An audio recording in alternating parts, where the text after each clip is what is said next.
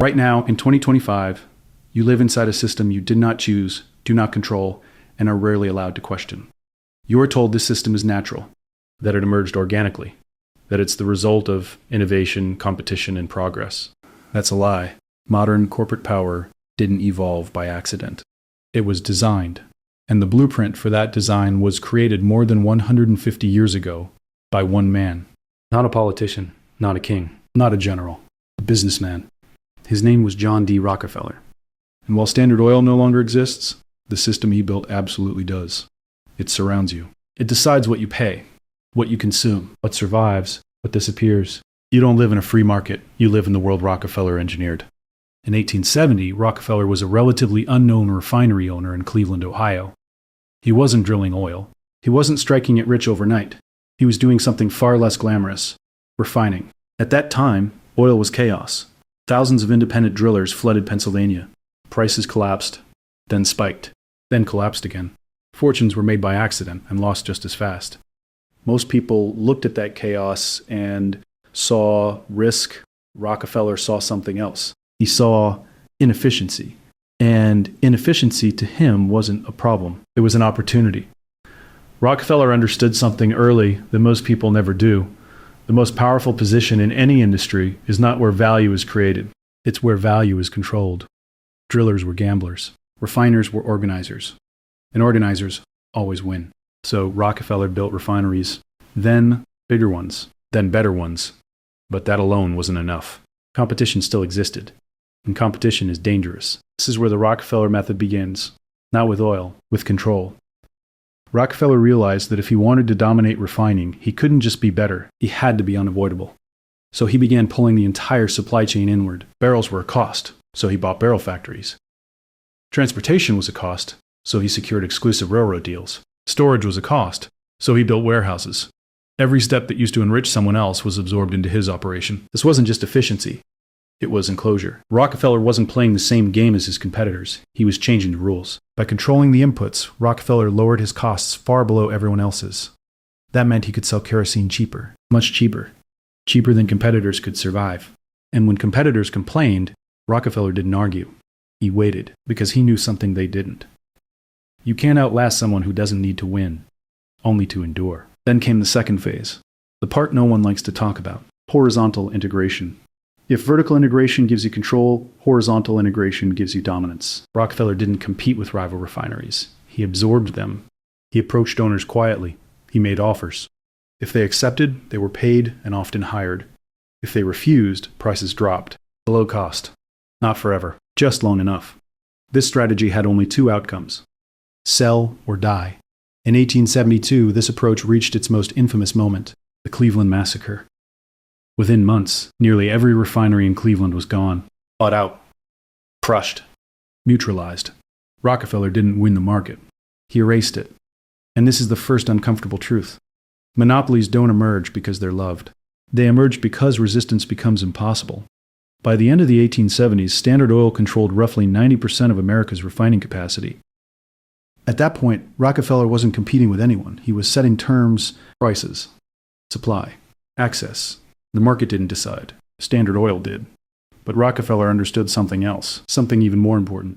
Absolute power attracts enemies, and enemies eventually attract the law. So Rockefeller did something revolutionary. He didn't fight regulation directly, he outgrew it. In 1882, he created the Standard Oil Trust. This wasn't just a legal trick. It was the invention of modern corporate structure.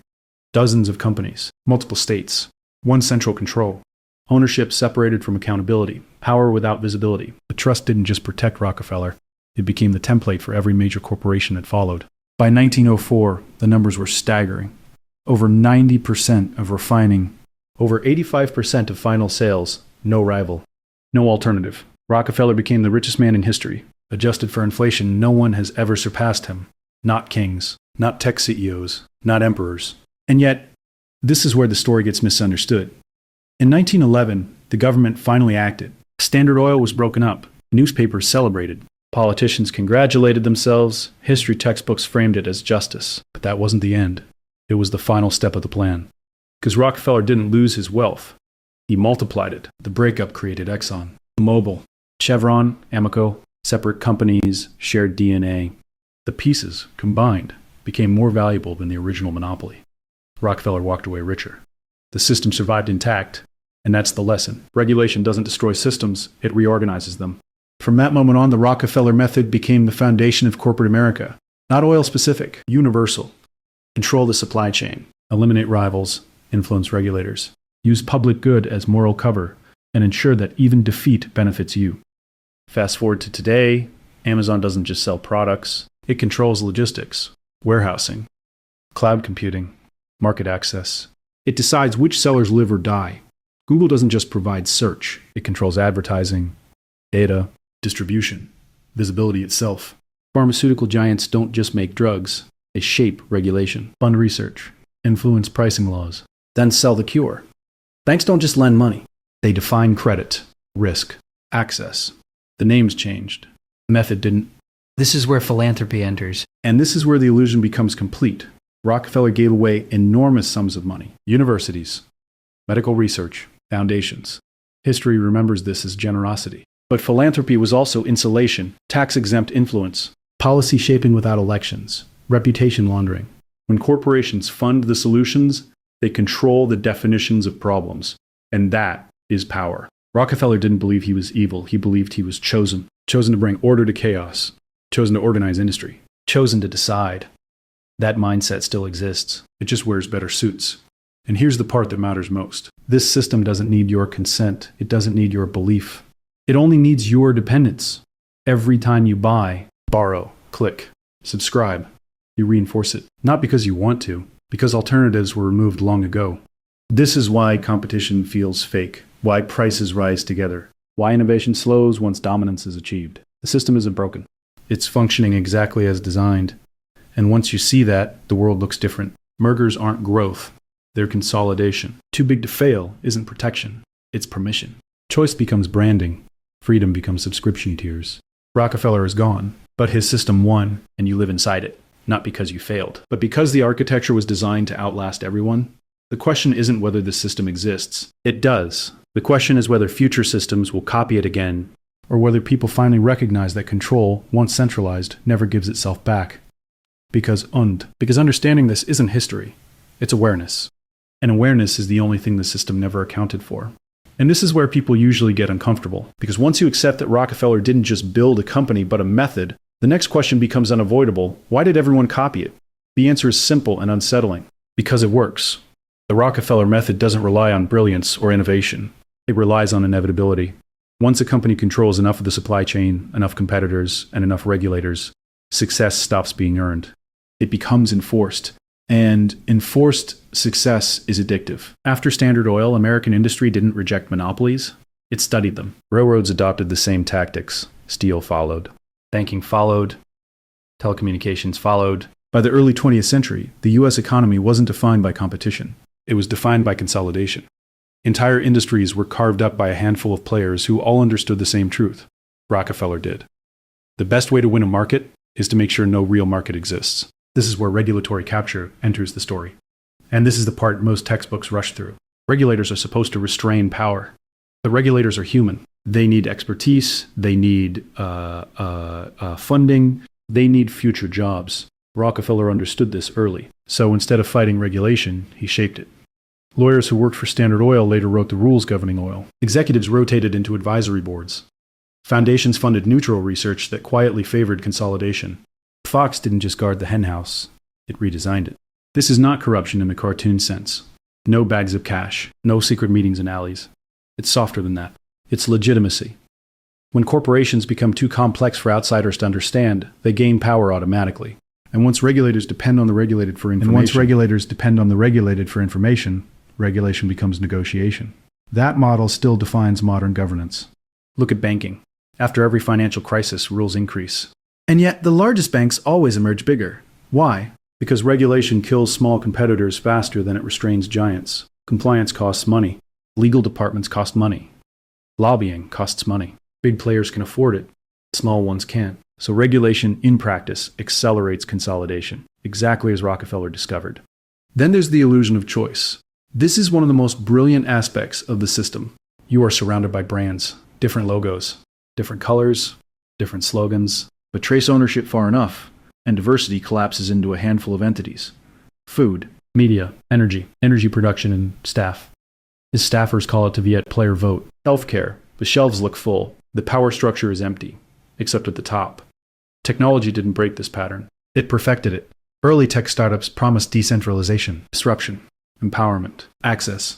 But once scale was achieved, the old logic returned. Platforms didn't stay neutral. They became gatekeepers. If you control discovery, you control survival. Rockefeller controlled railroads. Modern platforms control algorithms, different tools. Same outcome, take data. Data is the oil of the modern economy. And just like oil in the 19th century, raw extraction isn't the most profitable part. Refining is. Who collects it? Who processes it? Who sells access? The companies that dominate today didn't just invent better products. They enclosed data flows. And once enclosed, competition becomes theoretical. This is why antitrust feels toothless. Breaking up a company doesn't dismantle the method. It just rearranges ownership. The culture persists. The incentives persist. The playbook persists. That's why the same patterns reappear again and again. And then there's philanthropy. The final layer, the most misunderstood one. Rockefeller's foundations weren't side projects. They were strategic. By funding education, medicine, and public health, Rockefeller didn't just shape outcomes. He shaped frameworks, what gets researched, what gets prioritized, what questions are even allowed. When funding defines inquiry, control becomes invisible. And invisible control is the most durable kind. Modern foundations operate the same way. They don't need to dictate conclusions. They just need to decide what gets studied, what gets published, what gets ignored. That's not charity. That's agenda setting. And it traces directly back to Rockefeller. At this point, people usually object. They say, but this system created prosperity. And that's true. It did. But that's not the whole story. Feudalism created stability too. Empires created infrastructure. The question isn't whether a system produces wealth, it's who controls it, and whether exit is possible. In Rockefeller's system, exit is rare. Once an industry consolidates past a certain point, newcomers don't compete. They get acquired, or crushed, or copied and buried under scale. Innovation still happens, but only within boundaries set by incumbents. That's not a market. That's a managed ecosystem. And this is where the psychological effect sets in. People stop imagining alternatives. They stop questioning structure. They argue about surface-level politics while the underlying machinery remains untouched. And once regulators depend on the regulated for information, regulation becomes negotiation. That model still defines modern governance. Look at banking. After every financial crisis, rules increase. And yet, the largest banks always emerge bigger. Why? Because regulation kills small competitors faster than it restrains giants. Compliance costs money. Legal departments cost money.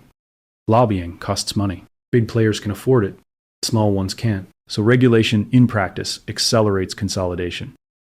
Exactly as Rockefeller discovered. Then there's the illusion of choice. This is one of the most brilliant aspects of the system. You are surrounded by brands. Different logos. Different colors, different slogans, but trace ownership far enough, and diversity collapses into a handful of entities. Food, media, energy production, and staff. His staffers call it to be at player vote. Healthcare, the shelves look full. The power structure is empty, except at the top. Technology didn't break this pattern. It perfected it.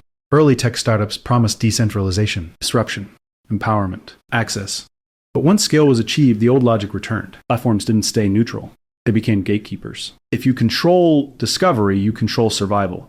Rockefeller controlled railroads. Modern platforms control algorithms, different tools. Same outcome, take data. Data is the oil of the modern economy. And just like oil in the 19th century, raw extraction isn't the most profitable part. Refining is. Who collects it? Who processes it? Who sells access? The companies that dominate today didn't just invent better products. They enclosed data flows. And once enclosed, competition becomes theoretical. This is why antitrust feels toothless. Breaking up a company doesn't dismantle the method. It just rearranges ownership. The culture persists. The incentives persist. The playbook persists. That's why the same patterns reappear again and again. And then there's philanthropy. The final layer, the most, and a long-term survival strategy. That's his real legacy. Not oil, not money. Architecture. You don't live in a chaotic economy.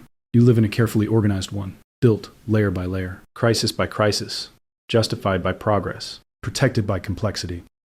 And the most important thing to understand is this. The system does not need villains. It functions perfectly well with good intentions. That's why it's so hard to dismantle. Once you see the Rockefeller method, you see it everywhere. And once you see it everywhere, you realize something sobering. This isn't history, it's the present. And whether it continues into the future depends on whether people recognize control when it no longer wears a top hat and calls itself an oil company. That's the world you live in, not the one you were promised, but the one that was engineered. If this changed how you see money and power, subscribe for more from History and Finance.